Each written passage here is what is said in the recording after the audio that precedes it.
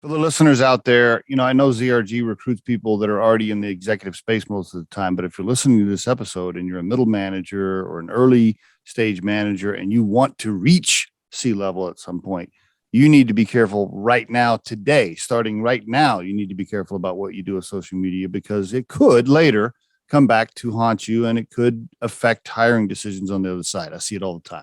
No, exactly. And I have that discussion with people that are just friends you're trying to guide and just say, listen, you need to be Switzerland when it comes to your exactly social media views because bingo.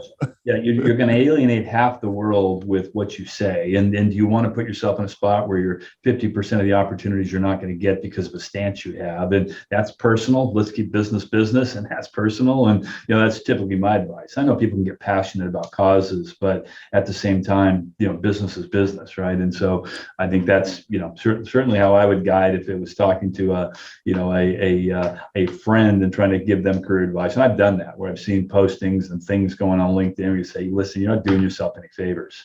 You're just, you don't need to do that.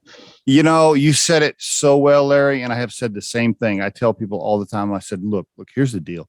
I don't care what the topic is, whatever the hot topic is going on in the country, most of the time it's 50-50 or close to it, right? Maybe it's 60-40 sometimes or whatever. But to your point, whatever the topic is, you're going to piss off half of your audience if you start saying dumb shit online. And so I could not agree more. And I've said the exact same thing. Switzerland. I like that, by the way. I'm going to use that from now on. Nice neutral country, never gets in a war, doesn't have any enemies. There's something good about that.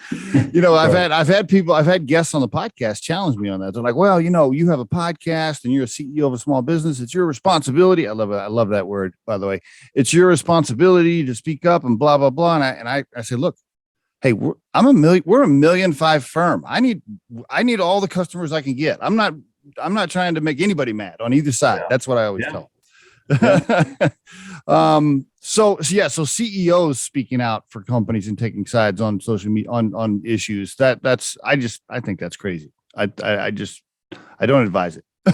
No, and I think you see it. I mean, with Twitter and Jack Dorsey. And in that world, certainly they take strong views on things. But I think in general, when we're doing searches, they want to find backgrounds that aren't going to offend half their employee base. If you're a exactly right, half your employees are Democrat and Republican. Half, you got that's right. Not vaccinated. You've got so many issues that you can't always be an effective leader when imposing your personal views on things that don't relate to the business. So couldn't agree more.